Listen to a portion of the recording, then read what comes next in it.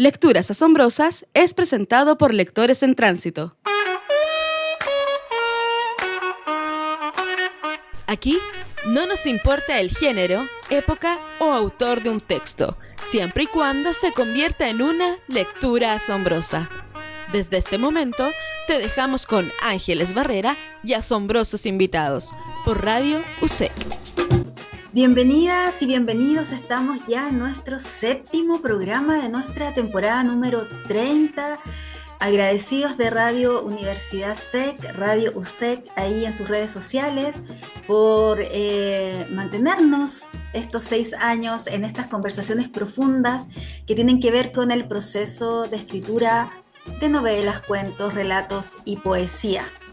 Desde Santiago de Chile hasta el sur de nuestro país, ahí en Puerto Montt, saludo a nuestro invitado de hoy, el narrador y ahora poeta chileno, Yuri Soria Galvar. ¿Cómo estás, Yuri? Bienvenido a Lecturas Asombrosas. Muy contento, muchas gracias. Cuando dijiste poeta, muchas gracias por la invitación. Feliz de acá de conversar de libros, de literatura. Y cuando dijiste poeta chileno me acordé de ese maravilloso libro de Zambra, de Alejandro Zambra, que se llama Poeta Chileno, justamente, que fue un agrado haberlo leído y retrata muy bien a toda esa fauna que son los poetas chilenos, de los cuales muchos conozco y son reales, digamos, en el libro, y otros son ficcionados, pero que son muy verosímiles. Un Sí. gran libro. Sí, ese gran libro premiado también de Alejandro Zambra ahí nos permite imbuirnos, ¿cierto?, en el proceso de escritura de los poetas. Vamos a conversar, Yuri, contigo sobre tu primer poemario, Bahía Tenóforo, que fue publicado este año por Editorial Aparte en una edición hermosa, súper cuidadosa, preciosa, que invita ahí, bueno, yo ya, ahí, los que me conocen ya saben que ya tengo rayado mis partes favoritas, cosas que vamos a preguntar aquí, mira ahí. No olvidar preguntar de tu primer libro de poesía. Voy a contarles, sí, antes de empezar a conversar con Yuri, que nació en Cochabamba, Bolivia, y vive en Puerto Montt. Es licenciado en Biología Marina y máster en Creación Literaria, además de buzo profesional, fotógrafo y músico. Ha publicado los libros de relatos La Frontera, el 2001, Crónicas de Viaje, Mar Interior, 2006 y Cuentos del Pacífico Sur, 2015. Las novelas El Perseguidor de la Luz, el 2019, El Cóndor en el Agua, el 2021, y el libro Objeto Bestiario de Suralia, con ilustraciones de Marcelo Paredes, el año 2022. El año 2010 ganó el concurso literario Fernando Santibán con el libro Sur en Poesía. En 2015 y 2020 fue beneficiario de la beca de creación literaria del Ministerio de Cultura por Cuentos del Pacífico Sur y la novela El Tiempo de Silicio. El 2017 ganó el Premio Municipal Juegos Literarios Gabriela Mistral con la novela El Perseguidor de la Luz, donde ya habíamos conversado de esa novela ganadora acá, así que agradecida por encontrarnos en torno a esta bitácora poética. Y comencemos. Tú te defines principalmente como narrador, ¿cierto? Y obtuviste un premio de poesía que es el Fernando Santibán, que acabo de mencionar, el 2010. Este año nos sorprendes, y a mí gratamente porque me gusta mucho la poesía, ¿cierto? Con Bahía Tenóforo. Y me interesaría que nos contaras aquí en Lecturas Asombrosas que en el formato que está el poemario, que es una bitácora, casi un diario de vida, ¿cierto?, de un personaje que nos va relatando su interior y el exterior de las cosas que van sucediendo. ¿Cómo trabajaste ese personaje? Si es un único personaje, si son varias voces múltiples o si es una sola. Sí, mira, son hartas preguntas. Yo también coincido contigo y aprovecho de agradecer también a Rolando Martínez de la editorial Aparte, que hizo esta bonita edición del libro, que ya es quedé muy agradecido, digamos, porque ya es un buen formato, digamos, sin entrar en calificar el texto que uno escribe, que eso es difícil, pero la edición está muy bonita. Rolando Martínez No lo conozco hace mucho tiempo, pero nos hicimos amigos inmediatamente porque además compartimos la pasión por la fotografía de naturaleza, de fauna, de pájaros.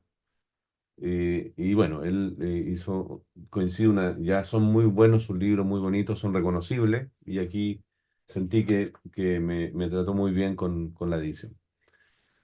Claro, la poesía, para mí, un poco para resumirlo, porque he hablado un poco de esto, me considero narrador porque escribo oficiosamente cuentos y novelas.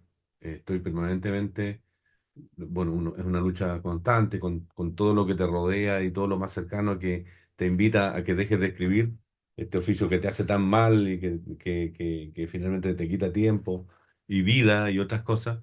Entonces, en esa lucha permanente, yo me levanto con energía algunas mañanas y digo, voy a escribir. Y me pongo a escribir un cuento, parte de una novela y a corregir cuando no tengo a lo mejor tanta inspiración, por decirlo de una manera un lugar común, puedo corregir. Entonces, por eso es oficioso el oficio de narrador y es donde tengo mayor producción. Sin embargo, en algún rato aparece la poesía en forma muy azarosa, difícil de invocar. Me cuesta sentarme y decirme voy a escribir un poema hoy día. Cosa que es un tema mío, ¿ah? Que probablemente los compañeros que son poetas a tiempo completo sí logran invocarlo de mayor manera, pero a mí me cuesta. Entonces a veces aparece este impulso poético y que en algunos casos se diluye, una especie de sentimiento medio melancólico con una imagen, a veces una sola palabra o una sola imagen, y a veces, muy contadas veces, consigo convertirla en un verso y después, además, con menor cuantía, digamos, pasa el sedazo de la autocensura y del cuchillo que uno utiliza para ir podando, o la tijera que uno utiliza para podar los textos. Y por eso la poesía para mí, en el fondo, tiene unos tiempos propios. Me cuesta invocarlo. Algunos amigos, así a tono de broma, me dicen, claro, este dice que escribió el libro como con la mano izquierda. Es al revés, yo le tengo demasiado respeto a la poesía porque me cuesta justamente invocarla. Y por lo tanto me considero más narrador, me acomoda más escribir cuentos, novelas.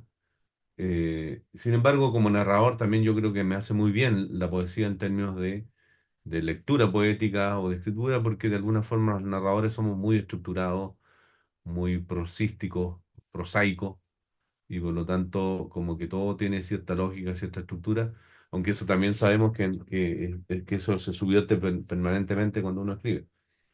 Entonces, este libro tiene el germen de ese libro del año 2010 cuando gané el concurso Fernando Santibán, que ese año, que el concurso Fernando Santibán, en algún momento yo decía, pucha, no tengo nada que poner en la solapa de los libros. Me producía un poco de vergüenza porque todos mis amigos tenían libros publicados o premios o algunas cosas. Entonces, imbuido de esa como energía, dije, pucha, podría ganarme un concursito o algún concurso. Y me acordé que el Fernando Santibán, eh, hasta ese momento yo tenía claro que era de cuentos. Pero resulta que el Fernando Santibán, un año es de cuento y un año de poesía. Y cuando tuve ese ataque de decisión de voy a postular a un concurso, cosa que normalmente uno no hace, era de poesía ese año. Entonces yo no tenía textos poéticos, o al menos yo creía no tenerlos. Entonces, pucha, me quedo dando vueltas, quedaban algunas semanas, y como aprovechando el insomnio, que es algo que está presente en el libro, del cual podemos conversar después, empecé a ajustar algunos textos que eran medio prosaicos, pero quizás que tenían un tono un poquito, no sé, quizás rimbombante o algo para un texto narrativo, y armé un texto poético que es la base de este libro, y gané el concurso. Pero después me dio harta vergüenza porque decía yo soy narrador y todos mis amigos poetas, grandes poetas, debo reconocerlo. Estaba mirando con el ojo medio, el ceño medio fruncido para ver cómo era este narrador que escribía un libro de poesía y de qué se trataba eso para, obviamente, leerlo y emitir su severa opinión. Entonces no publiqué el libro que ganó porque en ese tiempo era absolutamente un trabajo, pero yo creo que al final fue beneficioso porque en esos, no sé, 15 años el texto fue creciendo, se le agregaron más textos, se fue modificando. Y si bien es cierto, es el germen original, que es también un viaje que cuando armé los textos, bueno, como de formación de narrador también dije, bueno, ¿qué hay acá? Hay textos sueltos, pero de repente me di cuenta que era efectivamente una voz de a lo mejor un ser que viajaba por un sur imaginario, un sur poético, un marino, por cierto, que es un poco parte de uno de mis temas recurrentes en la literatura. Y se armó esa imagen desde el principio de un marino que viaja y que hay unos días y hay una toponimia de la cual me ayudo también porque la toponimia sureña habla, por ejemplo, de Bahía de Desolación, de Puerto del Hambre, de Golfo de Pena, de Bahía Inútil. Entonces, eso ya es sugerente para escribir textos eh, poéticos, o al menos a mí me lo sugiere. Y ahí salió el texto. Entonces llegamos al año, a este año y me conocí a Rolando Martínez y Rolando nos hicimos muy amigos, sacamos fotos a raíz de otros amigos escritores, Cristian Geise, Oscar Petrel, con los cuales nos juntamos y me dijeron, tienes que conocer a Rolando. Y yo decía, ¿por qué tengo que conocer a Rolando? Bueno, porque era fotógrafo de naturaleza y sacando fotos de un Martín Pescador, así como estábamos muy entretenidos, y le comenté, le dije yo, oye, yo igual tengo un libro de poesía, él me contaba de su editorial, y me dijo, lo vamos a publicar. Y yo le dije, pero ni siquiera lo has leído. No sé, después de haberlo leído, pasaron algunas semanas, meses, igual mantuvo su intención de publicarlo, y a lo cual le agradezco, porque yo siempre tenía la duda, el libro estaba ahí, no tenía una intención puntual que, como te digo, es distinto. En las novelas y los cuentos como que es una línea de proceso, llega un momento que digo, ya, esto se va para la editorial. Así que ahí salió Bahía Tenóforo y en eso estamos. Por eso también he declarado que a lo mejor va a ser mi único libro de poesía, que nunca más voy a escribir otro, salvo que lo escriba, porque eso siempre, uno Mm. no siempre está de acuerdo con todo lo que dice. Oye, hablando de eso, salvo, salvo si lo escriba, ¿tú tiendes a oír lo que tus lectores opinan sobre tus narraciones y lo que lo que ha producido este poemario? Porque si tú me preguntas a mí, me encantaría que siguieras profundizando en la poesía, que si fuera así como que los lectores te piden, te Mira, solicitan. a mí me pasa, y esto es real, no es una falsa modestia, pero es real. A mí me pasa que me cuesta hablar de mis libros. Uno escribe el libro con mucho cariño. Finalmente uno escribe igual, esto también lo he declarado, para los amigos cercanos, ¿no es cierto? Porque que te lea otro, un lector en México, en Bolivia, yo publico regularmente, salvo este libro de poesía, todos los libros, novelas y cuentos están saliendo en Bolivia y en México y en Chile. Entonces, que me lea un escritor allá en México, perdón, un lector en México, es bonito, que sí, pero es alguien que yo no voy a conocer, que más allá incluso de una palabra o una nota no va más allá. Pero para los amigos cercanos, cuando uno voy y le regalo mi libro de poesía, por ejemplo, y listo, no quiero hablar del tema, pero cuando él dice, oye, que no sé qué, yo cambiemos de tema, hablemos de libros, hablemos de literatura, pero de otros autores, de otros textos, de otros colegas, de otros amigos, y me produce como una cierta vergüenza ponerme a hablar del tema. Pero en algún momento te llegan, te retroalimentan ciertas cosas. Yo recuerdo una novela, por ejemplo, mi primera novela con la que gané el Gabriela Mistral, me llegaron cartas de lectores, me llegaron al menos dos que recuerdo, porque por ahí alguien te dice, qué bonito tu libro, ya, muchas gracias, todo bien, pero me llegó una carta extensa de un escritor, perdón, nuevamente, de un lector en México, donde me hablaba de muchos aspectos del libro, de cómo le había supuestamente incluso influenciado, cambiado la vida. Y también me pasó en Puerto Montt, otro lector que me mandó una carta extensa, 3 hojas escritas a lápiz, respecto a opiniones del libro, opiniones muy, digamos, respetables todas. No es un loco que te escriba, digamos, que eso también puede suceder y sucede, sino que gente que se siente realmente emocionada. Entonces, yo quedo feliz con esas opiniones. Tampoco, en general, aparte de agradecer y trato de no establecer un diálogo porque te digo por una especie de pudor. Pero de repente te llegan esas retroalimentaciones. Hace poco me escribió mi amigo Oscar Petrel, que es un gran poeta acá de la zona, músico también, y me dijo que aprovechando el insomnio había leído Bahía Tenóforo, que lo tenía ahí en su... en su velador, así como todos los escritores tenemos torres de libros pendientes por leer. Y aprovechando un día de insomnio lo leyó y quedó muy impresionado, agradecido, me da una serie de opiniones. Y yo muy feliz le dije, bueno, muchas gracias, tampoco quise ahondar en el tema, pero te van llegando esas opiniones. Y claro, me gustan sobre todo esas donde la gente plantea que va a seguir leyendo, que se acerca a la literatura. Y me ha pasado también un par de veces que dicen, mira, yo leí, no leía mucho, pero leí tu libro y me gustó, voy a seguir leyendo. Y yo le digo al tiro, le recomiendo, mira, yo tengo un par de libros, pero puedes leer a otros grandes autores que uno siempre anda promocionando, como Francisco Coloane, como Luis Sepúlveda, nuestro gran Luis Sepúlveda, que falleció para el COVID en España, alguien que para mí fue fundacional en mi formación de escritor, en las lecturas, y tuve el privilegio de en los últimos años de haberlo conocido y cultivar una amistad con él. Mm. Entonces, yo siempre recomiendo a todos estos autores, que son muchos más, digamos, no me voy a poner a, por ejemplo, acabo de quedar con la cabeza dada vuelta con Liliana Colanzi, que es una Ah, escritora boliviana, que es compañera de Edmundo Paz Sultán, otro gran amigo que conozco de hartos años. Y Liliana es una narradora soberbia, que yo ya había leído un par de libros, pero cayó en mis manos recién con el que ganó el Rivera del Duero, que se llama Ustedes brillan en la oscuridad. mm. Es un libro maravilloso, o sea, muy potente. O sea, nuevamente te dan esa gana de seguir leyendo de esos libros que uno atesora. Y es un gran libro de cuentos, tiene un par de cuentos notables que son de antología en cualquier parte.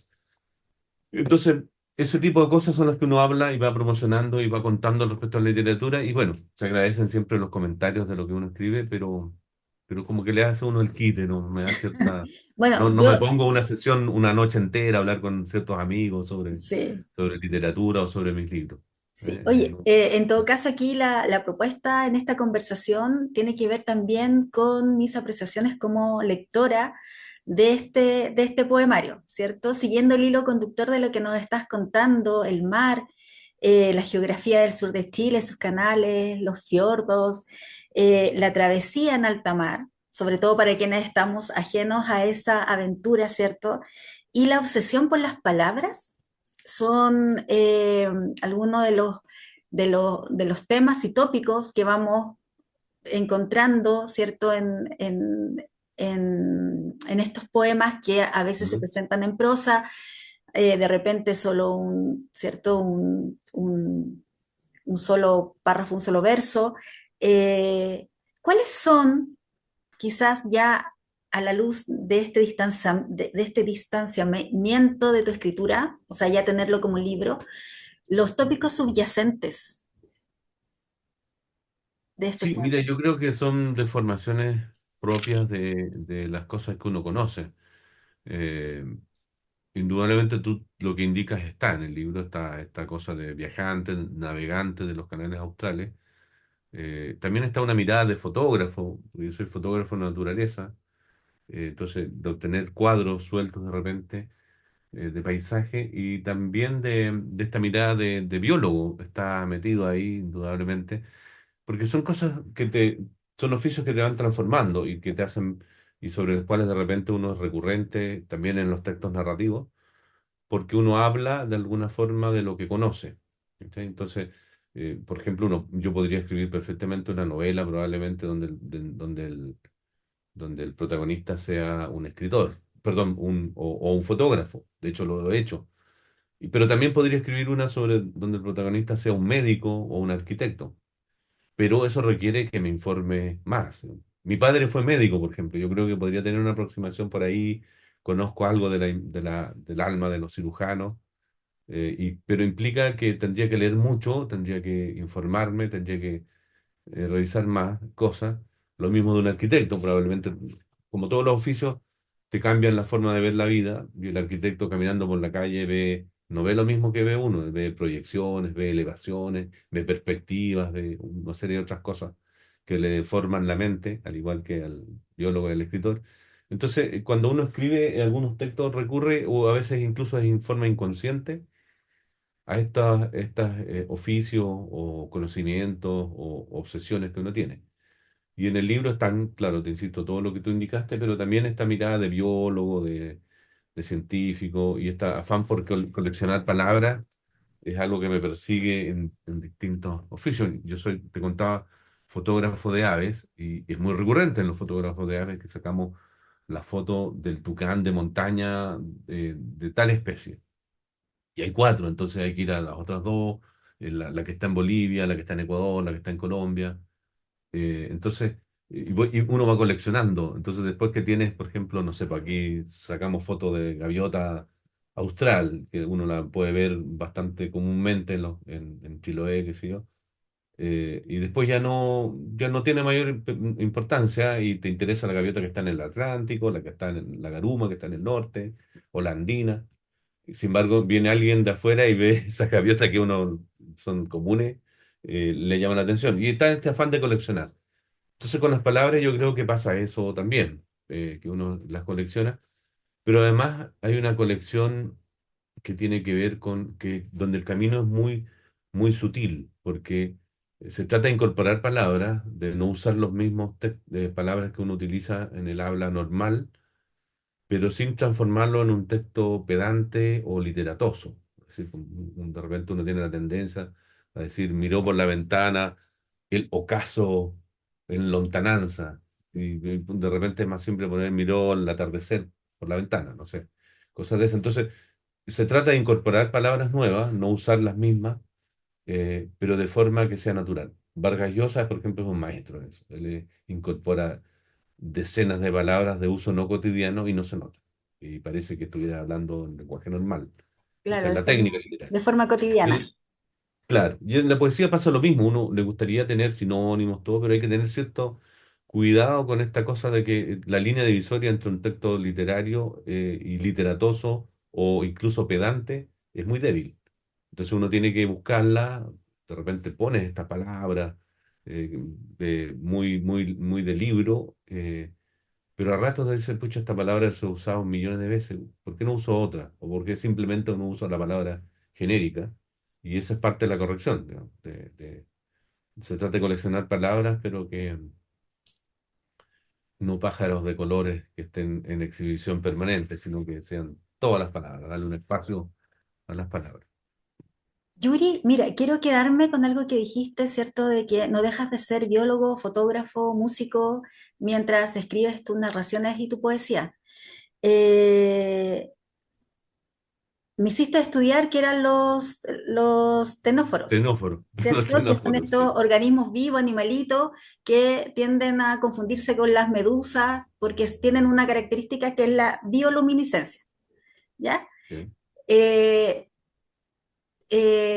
lo que me agrada mucho porque lo hice una vez que terminé de releer por segunda vez tu poemario y dije, no, a ver, vamos a ver qué esta palabra que para mí era desconocida, ¿cierto?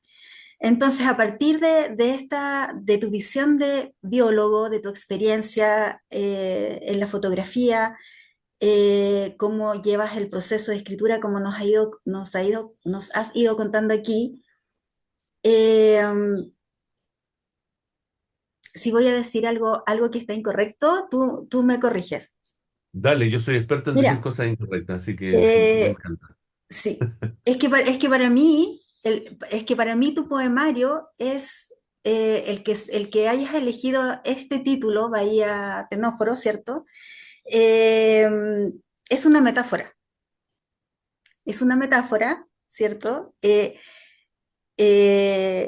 Estos animalitos irradian esta luz que uno va viendo.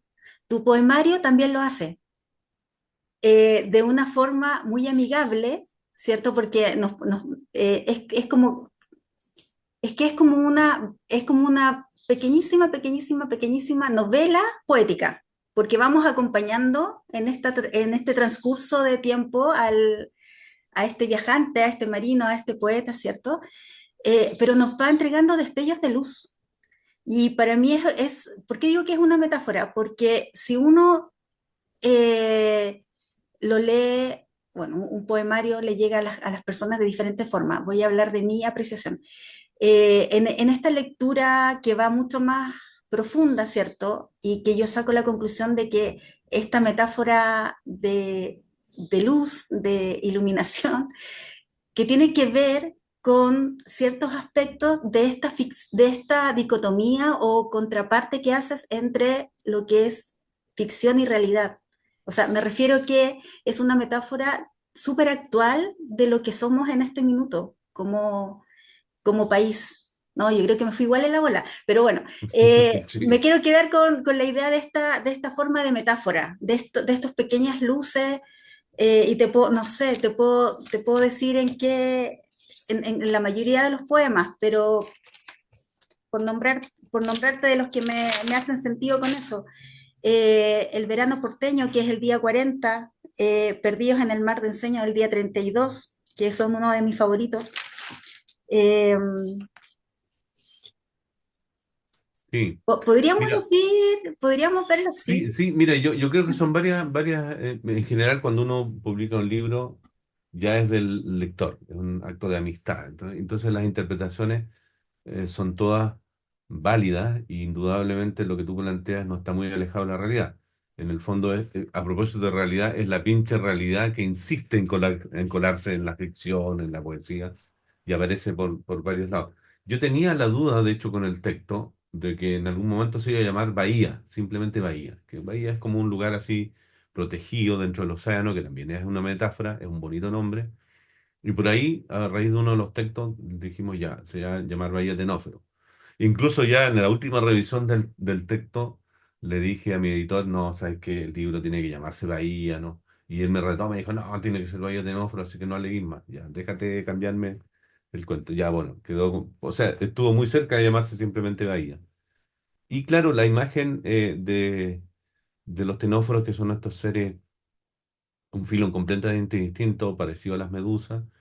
Y ahora que tú lo piensas, surgió una imagen. Gran parte de estos textos están basados en estos canales australes, y siempre me ha hecho sentido ese famoso texto de Julio Cortázar, Las instrucciones para llorar, donde dice que el llorar es una genuflexión, así describe el acto de llorar, y al final del texto dice, si usted no sabe cómo llorar o quiere invocar el llanto, dice, piensa en un patito lleno de hormigas o en esos fiordos de Magallanes donde no entra nadie nunca. Y eso a mí me produce una tremenda emoción porque yo he estado en esos fiordos de Magallanes donde no entra nadie nunca por trabajos marinos que no alcanzo a explicar ahora, pero me ha tocado prospectar muchos lugares por los canales australes y he sentido esa sensación de estar en lugares donde no ha estado nadie nunca. Y en uno de esos lugares una vez pernoctamos en una embarcación y la bahía completa estaba inundada de krill en ese momento. Calamares, que era un hervidero. Entonces yo me imaginaba eso mismo que pudiese suceder con los tenóforos, con Medusa, y de alguna forma la metáfora era, imagínate una bahía rodeada de palabras, que somos eso, finalmente todos palabras. Entonces, indudablemente sí está, ese es como el origen de la bahía Tenóforo y de cómo casi no fue el título así, pero además efectivamente está en todos los textos reflejado esta mirada de la realidad un poco crítica, un poco desganada, un poco involuntaria también, y aparece ahí sin ser textos políticos. Hubo alguien que en algún momento lo leyó como textos políticos, también mucho más de lo que a lo mejor es el libro. Y eso tiene que ver con que los textos finalmente también son una especie de test de Rorschach, que uno ve estas manchas acá, que ve usted? Y eso es muy válido. Y como te digo, yo también, después de haber terminado el libro y haber empiezo a tener esta mirada como más alejada, y aparecen estos como efectivamente también destellos de luz, porque siempre la poesía tiene un tono cuando uno lo escribe que es un poco medio melancólico, medio triste, medio, por lo menos a mí me pasa eso, aunque a veces también hay humor en los textos, o uno pretende que sea humor, pero una especie de humor un poco negro, no sé. Entonces, porque cuando uno está feliz, salgo con mi amigo y me voy a hacer un asado, a tomar cerveza. Entonces, pero a veces cuando estoy medio en el otro lado del yin y el yang, me pongo a escribir. Entonces, eso está, y bueno, y está esta mirada también y esta certeza de que somos un naufragio irrevocable, que nacemos para el naufragio, y que nadie nos preguntó, estamos acá y que no sabemos cuánto tiempo dura esta concesión y se va a acabar, eso es lo único que tenemos claro. Y en el intertanto, estas pequeñas luces son quizás lo que nos va quedando o lo que tenemos. ¿Cachai? Te insisto, uno a veces quizás peca de demasiada, no sé, tristeza o melancolía, pero es como sale. También tengo algunos proyectos de libros en clave y en tono de humor, que no han visto todavía la luz, pero están completamente vigentes en proceso y seguramente van a salir, que son ya con otro, digamos, tono absolutamente distinto. Ahora también a lo mejor no han salido porque uno cree tener demasiado humor y a lo mejor no, no es- Yo me acuerdo de una antología que hicieron en Uruguay sobre cuentos de humor y un amigo me contó que le pidió a todos grandes escritores textos de humor y algunos le dijeron que lo iban a escribir, otros revisaron y no tenían, otros finalmente le llamaron y dijeron, llegaron muy pocos textos. Y otros le dijeron que no tenían nada en humor y que no podían escribirlo y le contestaron enojados que le habían hecho darse cuenta que eran unos tontos graves y que finalmente el humor no es tan potente. Ya, por eso a mí me gusta mucho Rubén Fonseca, por ejemplo, o el Negro Fontana Rosa, que son grandes cultores del humor en la literatura, desde el punto de vista literario, digamos. El humor literario es mucho más eh, que chiste, digamos, es mucho más que Así es. ironía. Mm. Oye, y la dicotomía que encontramos o esta confrontación entre estos paisajes interiores y exteriores, este mar abierto del cual nos invita a participar, la voz de quien escribe, ¿cierto?, de este personaje, versus este encierro, estas ciudades cerradas, estos ascensores asfixiantes, estos de estar en el mar abierto y tener tiempo no sé, para degustar la palabra, para los pensamientos, tener la posibilidad de estar en el exterior y tener tiempo para uno versus, ¿cierto?, el poco tiempo que se tiene en lo que es vertiginoso, en esta cosa apesadumbrada de las ciudades. Si te Sí, puedes explayar en eso, porque sí, sí, mira, es interesante, no lo había mirado así, pero indudablemente está el libro, está en el libro, eso está, este contraste entre ciudad y naturaleza, porque cuando estás afuera, sobre todo en estos paisajes inverosímiles, avasalladores y impresionantes de los canales australes, hay lugares donde hay cientos de cascadas, por ejemplo en Magallanes, el lugar donde tú navegas, hay una cascada tras otra, cientos donde hay glaciares monumentales, donde uno incluso le toma una fotografía y no da cuenta de la grandeza de eso, uno tendría que tomar el barquito para que se vea que es como una cáscara de nuez alrededor de un glaciar, por ejemplo. Entonces, esos lugares te hacen sentir de alguna forma, claro, libre, sales un poco de la vorágine diaria de contestar los correos, el celular, a veces, por gracia en general, no hay mucha conexión digital.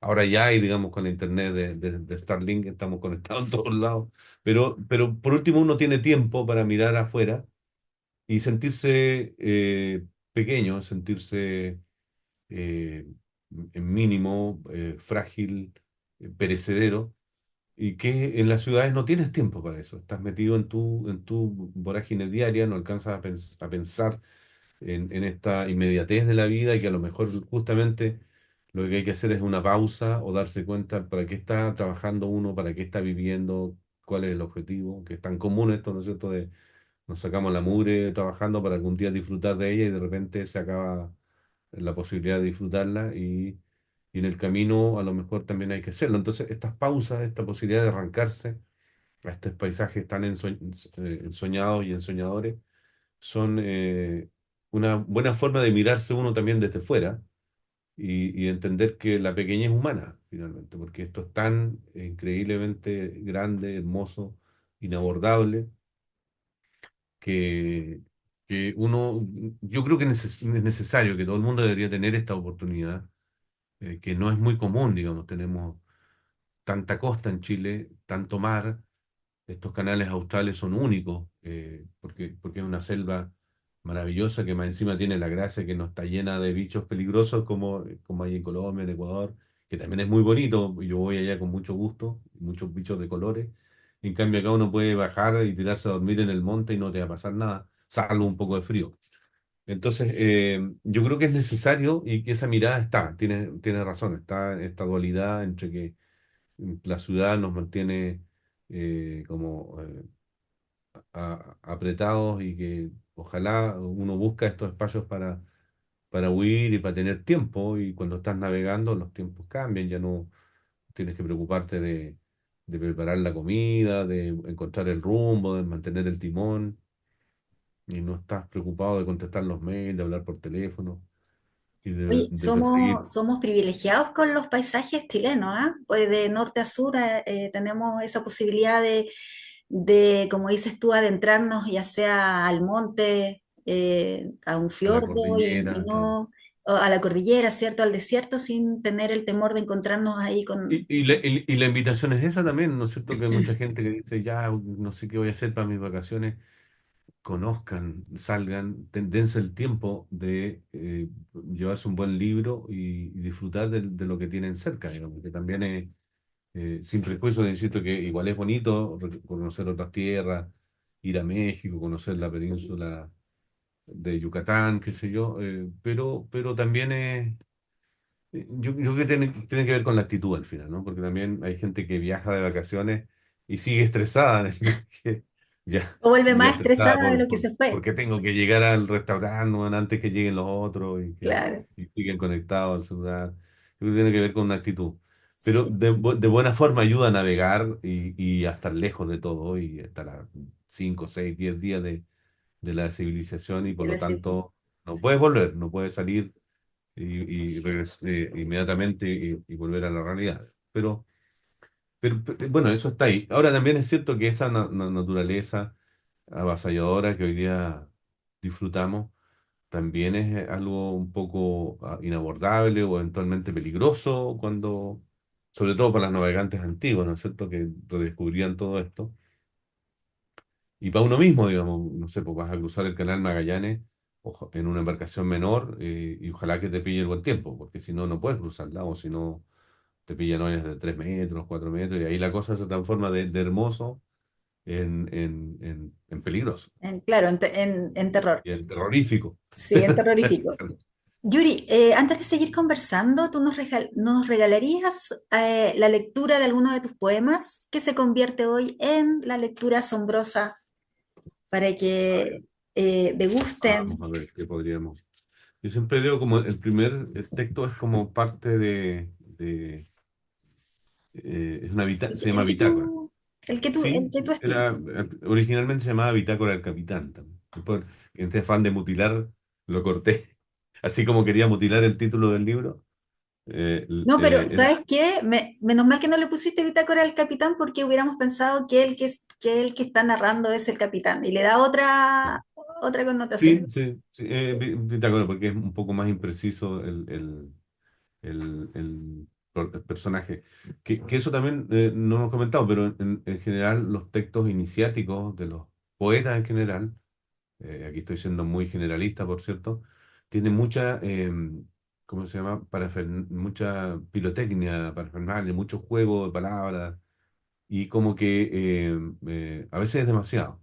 Con el tiempo, los poetas tienen cierta madurez y empiezan a buscar más bien pequeñas historias o metahistorias o algo que subyace detrás del texto, que no es solo algo muy hermético que solo entiende el poeta y que se sostiene por un par de metáforas, digamos, sino que hay algo detrás. Y bueno, yo con mi deformación de narrador parto de eso y probablemente me suceda al revés, tengo que incorporar otras cosas.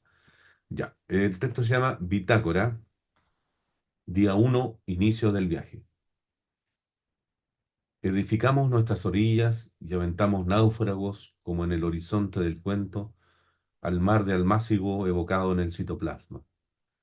La sal nos allana el viaje, el mito, el derrotero de los faros y el muelle de ciprés en la taberna donde desquiciados poetas luchan por el vino.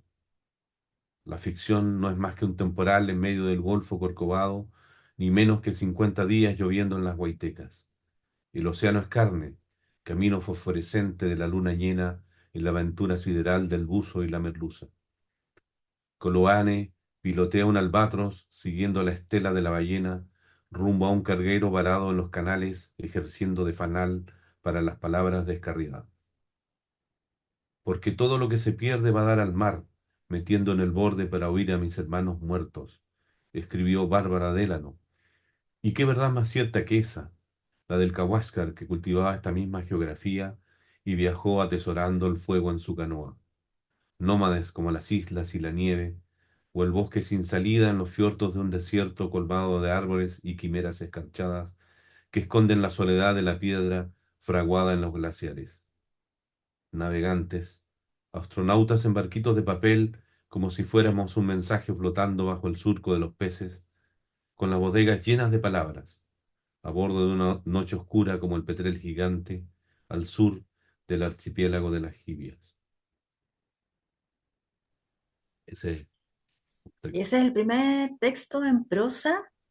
Quiero contarte cuándo empecé a leer tu libro, porque ya llevo Ya, 3 lecturas. Empecé en no, septiembre. Sí, ya. porque ahí tengo que hacer bien mi pega, mi trabajo, que lo hago con mucho gusto. Eh, Empecé a leerlo en un viaje que hice a Punta Arenas y que tuve el privilegio de en este viaje conocer la isla Navarino, ahí Puerto Williams. Entonces fue muy evocador. Claro, no crucé de Punta Arenas a Puerto Williams en barco porque son 36 horas, no hicimos el viaje en avión, pero fue así como la conexión.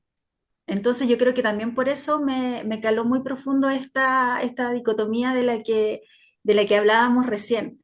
Y por qué para mí era importante que tú la explicaras hoy aquí en el programa y te agradezco mucho esta lectura que has hecho. Hay ideas o oraciones en este poemario que, dependiendo de quién las lea, las va a tomar como sentencia. Por ejemplo, en la página 40 la oración o el verso, ¿cierto? No se puede encarcelar al animal que es la memoria. Página 23, en el día 40, verano Ya, porteño. ya, perfecto. Eh, no se puede encarcelar al animal que es la memoria, eh, que se puede extrapolar tiene diferentes miradas, ¿no? Además que yo, Eh, yo te dije al principio que no siempre estoy de acuerdo con todo lo que digo, y menos con lo que escribo, pero está bien. Pero ya, claro. sí. No, iba al sentido de que estamos los en estamos, digo porque soy parte de quienes trabajamos en difusión literaria, ¿cierto? Y extrapolando la profesión de periodista, que muchas veces está más venida abajo que arriba, ¿cierto? No, me refiero a que estamos en un momento crucial de la historia de nuestro país en particular y también a nivel latinoamericano de cuidar y de rescatar nuestra memoria más reciente, ¿no es cierto? Eh, y en ese sentido o en ese sentido en el que tú quieras, lo que estoy diciendo, por qué lo anoté y por qué lo subrayé bien subrayado, porque tiene que ver justamente con las obras artísticas en general. No sé si Ujú. me fui para otro lado, pero a lo que voy. Es a través de las obras artísticas, ya sea la literatura, la plástica, la fotografía, ¿cierto? Que resguardamos nuestra memoria, que la resguardamos, que la hacemos evidente para que las nuevas generaciones no las olviden. ¿Qué tan importante para ti es esta memoria colectiva? Estoy hablando de la memoria colectiva, no de la Sí, memoria personal. sí, yo creo que en esa frase están las dos, pero haciéndome cargo de lo que es la memoria colectiva, efectivamente el ser humano tiene la mala, mala idea de encarcelar los animales.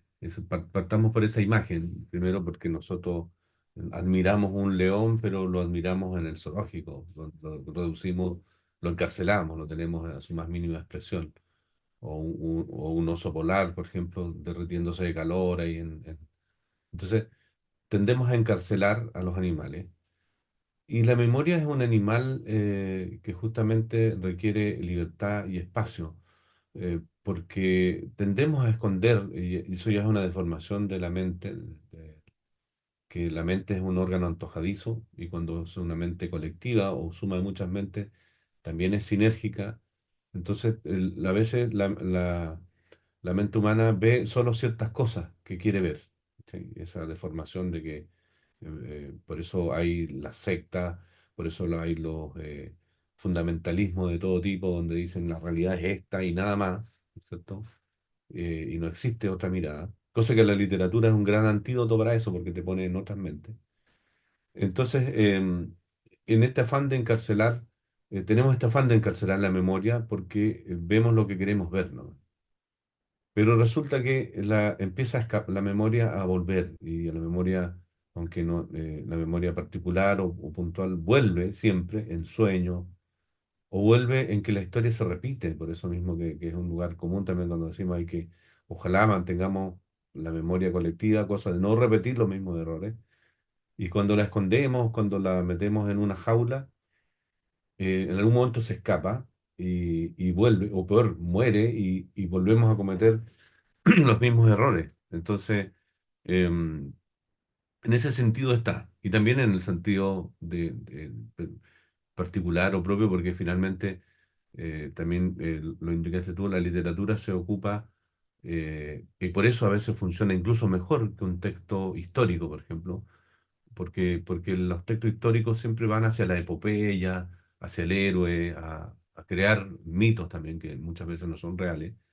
En cambio, la literatura puede describir un hecho histórico de mejor, contando una ficción, y puede escribirlo de mejor forma porque se ocupa de los personajes menores, de los perdedores, de los personajes comunes, sin engrandecerlos ni convertirlos en héroes ni dioses.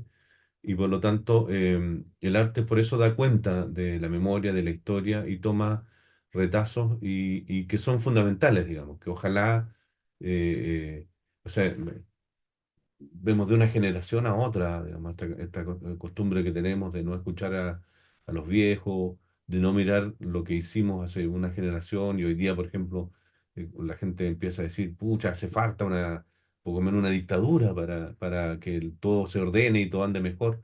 Y decir, chuta, pero así hace poco, nosotros que vivimos la dictadura, que la tenemos ahí todavía presente a flor de piel, decimos, pucha, nos falta comunicar e indicar que en realidad la democracia no podrá, con todas sus imperfecciones, es infinitamente mejor que cualquier dictadura. Por lo tanto, en eso estoy haciendo un ejemplo macro, pero sucede en muchos aspectos de la vida, de que no se puede finalmente encarcelar a la memoria porque finalmente va a escapar y va a huir o va a reaparecer incluso en los sueños o en las esperanzas de un pueblo, digamos, que no están satisfechas. Entonces, eso genera estallidos sociales, genera disconformidad, genera resentimiento, genera gente que finalmente no está comprometida con el desarrollo comunitario y común que debería tener estos eh, lugares imaginarios que hemos creado que se llaman países,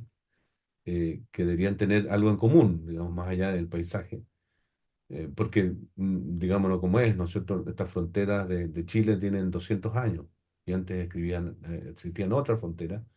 200 años, cuando aquí un poquito más al sur tenemos una Lerce que tiene 4000 años de antigüedad. Entonces, nuestra inmediatez deberíamos tenerla más presente, deberíamos recordarla y hacernos humildemente un análisis y una mirada hacia atrás y de no olvidarlo. Bueno, y la literatura, la lectura y todas las otras expresiones artísticas Mm.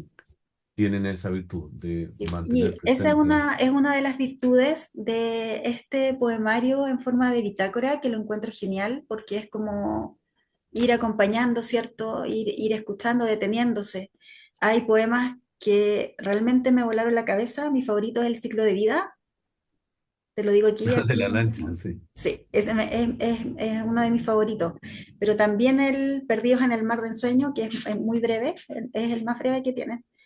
También es uno de mis favoritos. Con respecto a esta memoria, ¿cierto? Colectiva, tiene que ver también con, con lo que soñamos. O sea, recordar para no cometer los mismos errores, pero también con esa mirada de, no sé, quizás es muy lugar común decir ser mejores, trascender, ser más generoso.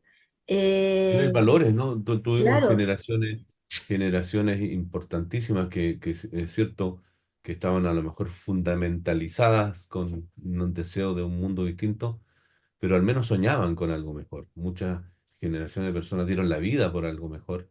Y hoy día como que ya a nadie le interesa eso. Incluso sabes que cuando un político te habla de valores y todo, tú sabes que te está mintiendo. Como dice una de las leyes de Metz, dice que no hay nada más honesto que un político cuando miente. claro. Entonces, hoy día ya no le creemos a nadie, no importa Mm, el signo de la persona. Por lo tanto, sí. Oye, volviendo a Bahía Tenóforo, se respira el sur de Chile. Los alerces, los coihues. Me hiciste buscar palabras que no conocía, por ejemplo, el eucariontes, ¿cierto? Bueno, sí. aquí mi papá me Eso va es a retar porque me debería decir, usted debería conocer el de signo. formación de biólogo. Claro, no, Son pero las mi papá células eucariota. me va a decir, no, usted debería saber lo que Son significa. las células modernas, digamos, todas las células Claro. son un O, cambio. o la agalla del roble, el gargal, la agalla del roble. Gargal, claro, ¿cómo se llama? Un hongo en el fondo, Y un y champiñón la cancagua, ¿cierto? Que es la piedra una de color piedra, gris, arenosa, de resistencia. que se hace en estufa. Acá por eso Sí, y los hornos antes también. había una estufa tradicionalmente que se compraban, que ya no se usan o se fabrican muy poco porque no son de combustión lenta, digamos, pero eran tradicionales y calentaban mucho. Era una piedra relativamente fácil de tallar, no era tan dura, que se construyó una estufa y que era irradiaba mucho calor, la estufa de Cancagua. Antes uno se compraba cuando yo era niño, digamos, una estufa a leña, una cocina a leña o una paliveno, una Cancagua. Una canca. La- Después Sí, no, aparecieron es las estufas de doble combustión, pero antes no. viene toda esta sinfonía, ¿cierto? De lo que es el sur chileno y con frases notables, po. Ya, voy a decir la última y te pregunto en No, qué no, punto estás, porque dale nomás. puedo quedarme aquí pegada. Mira, esta me encanta, porque yo voy poco a los bares, pero después de esto voy a empezar a ir más. Así que atención si me ven por ahí. Dice, los bares están llenos de gente que quiere ser salvada. Los bares están llenos de gente que nadie salvará. Mm. Sí, es una No, mirada un poco dura, nocturna. Hay sí. varias de los bares, ¿no? Mm, De habitantes de la noche. Sabina tiene un par de buenas canciones sobre estos seres perdidos de la noche. Y claro, también hay, nuevamente te digo, es una mirada, porque también hay gente muy alegre, muy normal, que, que sale a divertirse y a jaranear para pasarlo bien, que es la tendencia natural del humano, ¿ah? Lo que pasa es que un poco en estos países más al sur, donde nos llega menos luz, somos un poco más fríos, un poco más reservados, un poco más hacia adentro, porque recibimos menos luz. Pero de ahí de Perú hacia arriba la gente da rienda suelta a la sandunga y inventa un carnaval o una fiesta por todo. Y pasan la no, mayoría del tiempo y fiestas y bailando. carnavales diarios, así, todos los días hay algo Sí, sí, sí. por qué celebrar. Todos los días, el Por qué precarnaval, celebrar. el carnaval. En Bolivia la fiesta del Gran Poder, la fiesta de las citas de la Virgen y vamos, y llenamos el calendario completo el 6 de agosto, en el caso de Bolivia, que es el aniversario del país. Entonces empieza a calendarizar todo y tienes básicamente el año completo en fiesta. De fiesta. Lo cual, te insisto, aquí también se haría cada tanto, pero es porque somos un poco más represores y por el clima que la gente es un poco más guardada. Bueno, es cosa de ver en septiembre pasado que tuvimos medio mes de fiesta, todo el mundo Sí, dedicado a la vuelto loco. jarana. Sí, Y por vuelto eso loco. me daba un poco de risa, y lo publiqué en las redes sociales cuando hacían el análisis del IMASEC, diciendo que en septiembre fue un 0%, que no sé qué pasó. Yo digo, la gente estuvo dedicada a la jarana medio mes, entonces, ¿cómo iba a haber un crecimiento de la Claro. economía? Si estaban Estábamos todos todos, felices todos pasando felices bien. enfiestados, sí. Yuri, con esta felicidad que nos otorga tú, con esta felicidad y estas reflexiones que otorga Bahía Tenóforo, ¿en qué estás actualmente? Ya que escribes diariamente, ya que tu pulsión de narrador, ¿cierto? Cuéntanos con qué nos vas a sorprender prontamente. Intento escribir diariamente, intento escribir, por lo menos me lo planteo. Hay temporadas largas que de repente uno no escribe, pero estás preparando lo que escribes, estás viviendo. Entonces, sí, tengo varios proyectos. Mira, hace poco hicimos un libro muy bonito que se llama, lo digo muy bonito porque es parte del trabajo, o en realidad el origen del libro es el trabajo de mi amigo Marcelo Paredes, que es un libro ilustrado que se llama Bestiario de Suralia, Suralia es un imaginario que tiene Marcelo, que son seres mitológicos o arquitectura o algo de sur, son peces voladores, árboles flotantes, estufas flotantes, que es muy sureño, pero en el fondo es surálico porque es de un imaginario completo. Entonces yo colaboré a raíz de ese trabajo de Marcelo, le hicimos unos cuentos de cada personaje e hicimos un bestiario que ya lleva dos ediciones. Hay una edición en Chile y otra edición que lanzamos recientemente en Bolivia. Estuvimos en la Feria del Libro de Cochabamba, que nos invitaron a presentar el libro. Y ese ha sido un libro que nos ha llenado de mucha alegría y risa porque, si bien es cierto, es un bestiario, no hay seres maléficos. En general hay bastante humor, humor blanco, humor de hartos colores, no mucho humor negro. Y, y es un libro que va a tener nuevas ediciones. Está contemplada una edición en México. También estamos trabajando con Marcelo incipientemente en un segundo bestiario. Él tiene suficiente material gráfico para hacer varios bestiarios, pero vamos a continuar con un segundo. Y paralelamente también tengo más o menos armado un libro de cuentos que lleva varios años, que ahora me entró la etapa de pulirlo y probablemente se va a ir pronto a las editoriales en Bolivia, México y en Chile, que al menos donde me publican. Y también tengo una novela, que fue una novela que fue una beca de creación literaria, que ya la entregué como formalmente para el fondo del libro, pero que para publicarse tiene que crecer algo más todavía, porque me da la impresión de que esa novela va a ser, es una novela de ciencia ficción, aunque esa es como la excusa, pero que debería ser como el doble de lo que hoy día está escrito. Y como te contaba, tengo varios otros proyectos, tengo, no sé, las escaletas o las primeras páginas escritas de por lo menos dos o tres novelas más y cuentos que siempre van saliendo y paralelamente un par de libros humorísticos. Por ejemplo, hay uno en clave de humor sobre una especie de historia del rock and roll latinoamericano, tercermundista, con referencias a grupos que existen y a otros inventados. Yo por lo menos pretendo que el libro completo sea en clave de humor. Y como digo, hay varios otros proyectos más que están en barbecho, en proceso y mi experiencia hasta ahora es que de repente hay algunos que se saltan la valla y aparecen. Entonces, por lo pronto yo creo que el libro de cuentos es lo que va a ser más inmediato. Y la novela que a continuación tengo que desaparecer del mundo unos 3 meses, 4 meses y dedicarme solo a corregirlo. Cosa que uno puede hacer igual, ¿ah? Manteniendo un pie en la realidad, llevando a los niños al colegio o trabajar, haciendo como que trabaja, Yendo a las reuniones de apoderados. viendo a las Qué más reuniones, real que las reuniones de apoderados? apareciendo en el mundo real. Y, pero de alguna forma uno queda como al lado del camino, cuando realmente, que es en el fondo la razón por la que uno escribe. Uno de mis más grandes maestros, Polidela, ¿no? Con quien yo tomé algunos talleres y fuimos después muy amigos. Él decía siempre que si escribir no fuera gratis, él pagaría por escribir. Y yo también escribo eso, de que en realidad es una especie de droga fundamental que te hace salir del tiempo y del espacio y cuando te pones a escribir te olvidas de la realidad, te metes en los personajes.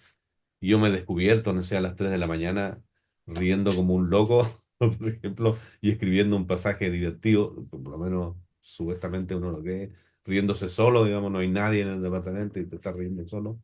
Y también emocionado hasta las lágrimas con algunos pasajes potentes que uno al menos siente de esa forma. Y es una, te insisto, y esa es la verdadera, para mí la literatura tiene esos dos grandes plus, que es muy divertido, es imposible no hacerlo una vez que uno se consume esa droga literaria, no la dejas más, y eso, y después, bueno, los libros encuentran su camino para publicarse y no más, pero también de repente vas a encuentros de escritores y te da la oportunidad de conocer escritores grandes que has leído o de los cuales te haces amigo y también cada tanto te juntas con amigos literarios para conversar y reírse con ellos. Me gusta siempre más el tercer tiempo que, no sé, pues te invitan a hacer una mesa, una presentación en una mesa literaria en México, en cualquier lado, uno hace su trabajo honesta y profesionalmente, pero lo que realmente me importa es ir después a tomarme unos tequilas, ir con los cabros y reírnos como si tuviéramos 15 años, aunque algunos de ellos ya tenían 80. Como por ejemplo con Poli me pasaba eso, yo lo pasaba a buscar.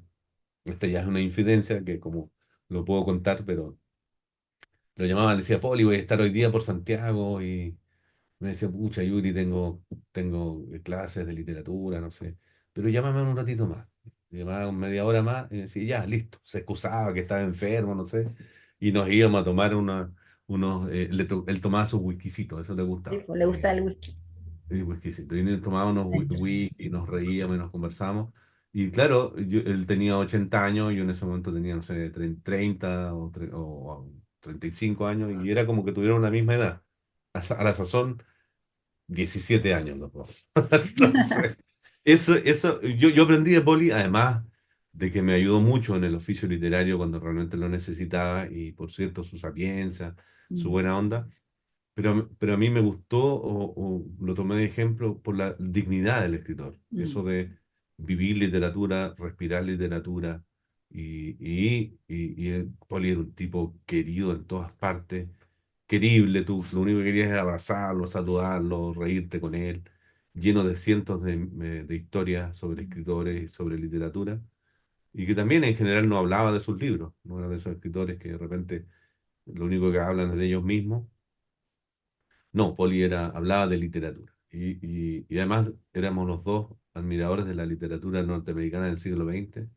Bueno, la cosa es que disfruté mucho de su amistad y también fue un doloroso trance su partida, pero siempre también lo recomiendo, lo recuerdo y creo que su obra está absolutamente vigente y donde voy hablamos de él. Y por cierto, en muchas partes lo conocían, me ha sorprendido, en muchas partes del mundo lo conocen y lo recuerdan siempre con cariño y aprecio. Era alguien al que querías tener contigo. Oye, qué Bueno, ese era. hermoso, sí, Yuri, qué hermoso recuerdo al maestro, que también nos invita a regresar, ¿cierto?, a sus escritos, a sus libros, tenerlo presente ahí entre los grandes maestros de la literatura chilena. Así que te agradezco mucho que nos haya confidenciado Sí. esta No, hay imagen de más ustedes cosas. dos Hay más cosas que de, no voy a contar de aquí, salvo 17 años, claro. que empiezo a Pero contar después de la segunda botella de ahí las cuento. Pero siempre son anécdotas divertidas y chistosas. Poli me sí, contó muchas historias de temas que algunos los escribió, otros no los quería escribir porque no iba al caso, pero digamos.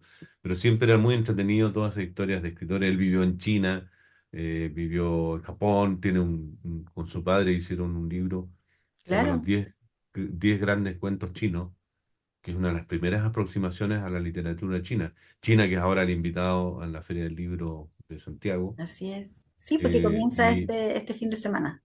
claro, y entonces en el fondo hay toda esa sapiencia que tiene que ver con la literatura y como además fue muy útil. Yo vivía en Puerto Montt, pero aún así Poli me aceptó en su taller y en ese tiempo era difícil, no habían tantos temas digitales que sé yo como ahora. Entonces yo viajaba como una vez al mes o cuando podía a los talleres y el resto del tiempo participaba así como enviando mis opiniones por escrito de los textos que revisábamos, que siempre eran los textos de los compañeros. Eso fue muy fundamental para mí porque me obligaba a teorizar y a escribir un poco más ordenadamente mis opiniones literarias. Ese, y además yo cuando viajaba a Santiago también aprovechaba a tomar, y le voy a mandar un gran saludo a mi amigo Pablo Azoka, tomaba un taller con él, con Pablo Azoka también, que también fue fundamental, porque Pablo es un tremendo escritor, tiene esa novela Natalia, que yo creo de las mejores del siglo XX de la literatura chilena. Quien no lo haya leído, búsquela porque hay Sí, una hay que edición leerla, hay que digital. leerla. Y claro, ellos dos fueron grandes referentes, maestros, y que después fuimos amigos. Incluso yo tengo Poli y Pablo no se conocían. Y yo los presenté, porque ambos querían, se tenían admiración y cariño mutuo, y yo los presenté y los junté y nos fuimos en más de una ocasión los tres a reírnos un poco conversando de libros. Y es Pablo quien nos invita, pues. Es Pablo Ah, quien nos sí, claro, tienes invita. razón, hay una Es pequeña, Pablo, sí, es eh, Pablo el que nos invita a introducirnos en este está viaje, como en en esta travesía, ah, eh, que con el epígrafe. se hace intensamente breve. Uno quiere así como que seguir, 80 días es muy poco, Se acabó. 80 días es muy poco. Así que no dejes de escribir poesía. Está, Y las malas costumbres es difícil dejarlas, pero así que, sí. pero de alguna forma como que te explicaba, quizás van a ir juntándose textos. Incluso dejamos algunos fuera del libro, yo no sé muy bien por qué en este afán de podar, como te digo. Mm. Quizás hay al menos uno que lo hubiera dejado adentro, pero ya fue. Y, y claro, si se junta más material en un momento veremos, Y sí, pero vamos a aclarar que es una bitácora de 80 días, que no significa que haya 80 poemas aquí. No, ¿ya? no, Porque hay 80 poemas, pero el resto tiene que leerlos entre líneas exactamente, el lector o crear los propios suyos. También es exactamente, bienvenido. Pueden exactamente. escribirlo. Así que un imperdible, Bahía Tenóforo, publicado hermosamente por Editorial Editorial aparte. Aparte, ¿cierto? Así que para que lo tengan ahí presente. Yuri, agradecerte esta conversación tan distendida, tan agradable, poder profundizar, ir conocerte más en tu proceso de escritura y también esta forma tan genuina en la que te presentas con esta avidez de vivir la literatura. Si de eso se Claro. trata, ¿no? La literatura tiene eso también, que no aguanta medio tiempo y la verosimilitud, tanto dentro como fuera de los libros, es fundamental, digamos. Claro. Te lo digo porque nosotros escribimos, yo soy un escritor de ficción, digamos, es decir, cuento mentiras, pero tiene que estar de tal forma contada que sean verosímiles. Y también tiene que ver con la honestidad literaria, digamos. Si yo voy a abordar, o sea, uno es libre de abordar cualquier tema, cualquier obra, cualquier tipo de obra, pero tiene que haber cierta honestidad en términos de decir, bueno, eh, soy capaz, yo creo que cualquiera es capaz de escribir, pero requiere lectura, tiempo y esa honestidad que implica decir, oye, por ejemplo, ya un par de textos poéticos no van en el libro porque a lo mejor no son tan buenos y ya no hay problema. Lo mismo que un texto literario a lo mejor no está listo para publicarse y mejor, o no se publica nunca, pero sirve de base para otros textos que vienen. Pero de eso se trata. Hoy te agradezco mucho la invitación también. Disculpa por hablar demasiado, a veces me pego, pero puro, No, hablando de libros y de autores. no. Bueno, eh, una de las características de este programa, a diferencia de otros espacios que son también geniales porque cada uno tiene su propósito, ¿cierto? En este nuestro propósito es justamente que nuestro invitado tenga el tiempo de explayarse, de sentirse muy cómodo, de contarnos anécdotas como tú lo has hecho y de que quién está detrás, o sea, cuál es la idea Ahora detrás, uno hacia puede dónde se hablar quiere horas, llegar. horas de horas. Es bueno que en algún rato me corte, porque Sí. No, estamos ya súper para bien, cerrar ¿viste? voy a contar otra pequeña anécdota de mi gran amigo Yanko González, escritor, tremendo poeta que vive en Valdivia. Él una vez vino a hablar sobre literatura o poesía y antropología, me parece. Y tenía, no sé, una mesa con 4 personas y él habló, ponle 45 minutos. Y nosotros con otros amigos, en forma irónica, lo mirábamos atrás y decíamos, bueno, Yanko es profesor universitario. Este hombre puede hablar entre 45 minutos y un semestre, sin parar. Entonces, ahí me quedó la frase y le mando Sí, un gran abrazo a mi amigo Yanko, digamos, sí, porque además todo lo que hablaba era tingente, claro, estaban entretenidos, po. intelectual, estaba bien. Estaban Digamos. Lo que pasa es entretenidos. que Bueno, uno puede hablar mucho rato. sí, yo me he entretenido mucho, sé que mis seguidores también. Este programa dura 1 hora y tuviste que sin cortes comerciales, sin música, porque la atención está puesta en lo que eh, en primera instancia, las apreciaciones mías como lectora, pero la idea siempre es que nuestros seguidores, ¿cierto?, se queden con esa chispita, con esas ganas de, ay, no, quiero ir a la librería a ver este libro y, obviamente, que se lo lleven y lo coloquen ahí en su velador de noche, eh, que lo regalen también. Es un tipo de poesía a la cual hay que darle varias lecturas, no porque sea compleja, sino porque invita, ¿cierto?, a la reflexión personal, a sacar cosas. Yo lo he disfrutado mucho, así que te agradezco y ya antes de iniciar el programa yo te había dicho si ya tenías otro para publicar pronto. Voy a estar súper atenta y Yuri, cuando tengas tus próximos proyectos ya publicados, o cuando tengas alguna aventura fotográfica en la selva en Bolivia o donde sea, también puedes venir a contarnos. Sería también muy bonito conocer tu trabajo de fotografías de aves, eh, o tus trabajos en biología marina, ¿por qué no? Que también pueden despertar, ¿cierto?, la curiosidad en nuestros seguidores. Así que totalmente invitado. Bueno, muchas gracias. Muy amable por la invitación. Un placer hablar contigo. Así que te mando un abrazo también desde el sur. Y ahí quedamos en contacto para cualquier futura próxima publicación Sí, o aventura.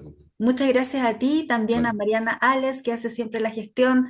Mariana, Eh, a través de Mariana nos vamos a comunicar siempre, porque Mariana siempre me ayuda con la promoción de los libros sí, ella y es hace un fantástica. trabajo muy profesional y muy bien realizado. Estoy muy contento con todo el trabajo que hace ella. Así que Sí, un abrazo a Mariana también.